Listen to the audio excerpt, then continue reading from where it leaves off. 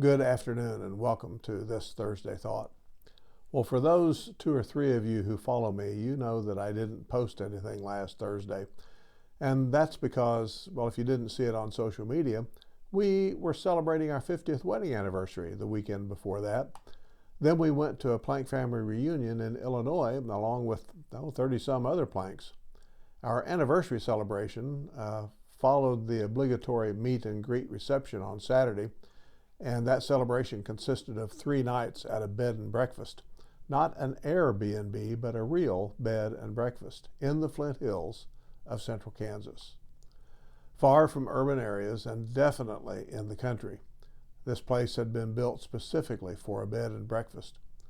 There was a 15 or so acre lake just off the back patio, and we were the only ones there besides our hosts.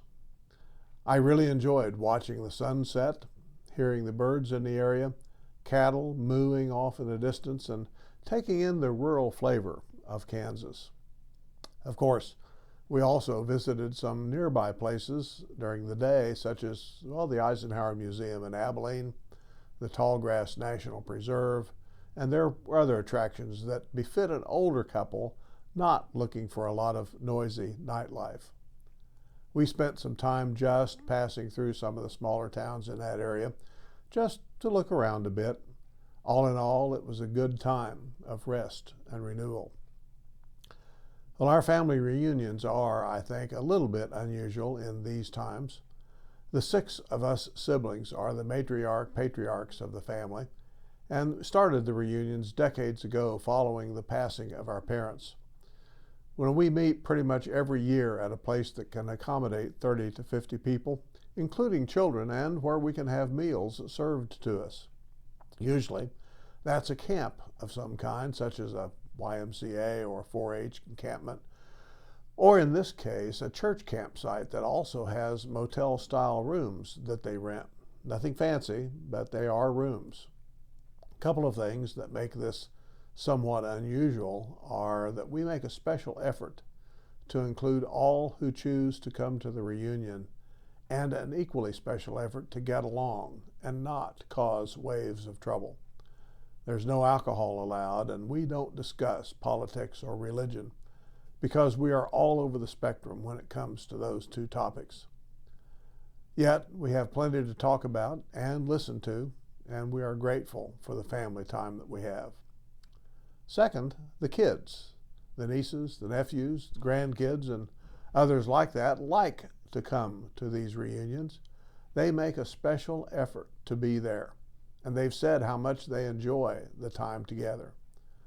One of these days, not long from now, those will be the ones who decide whether, when, and where to hold family gatherings, as we siblings are all of retirement age or more.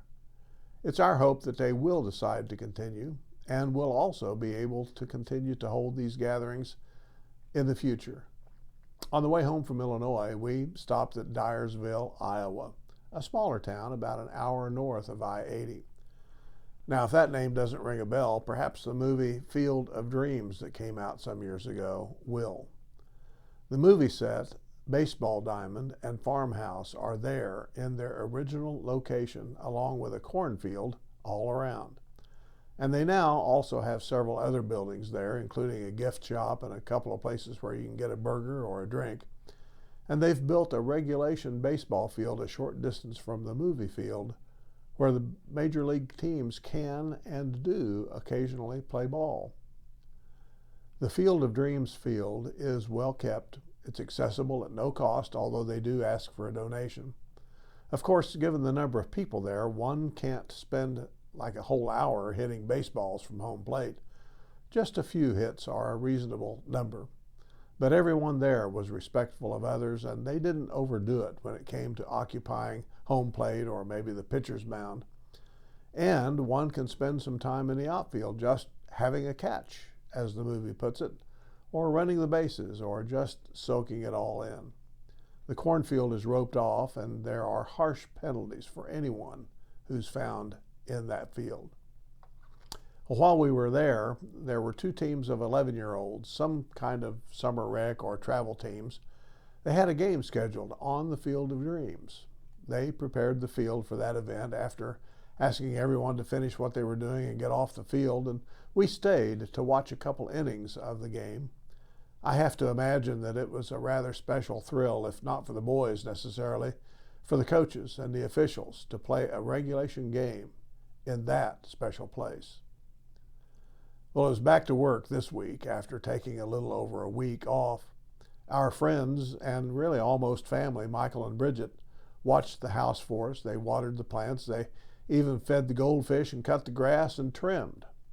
Work had piled up some here at the office, and I'm still trying to get out from under it. So it's back to a normal life, one that is both fulfilling and enjoyable.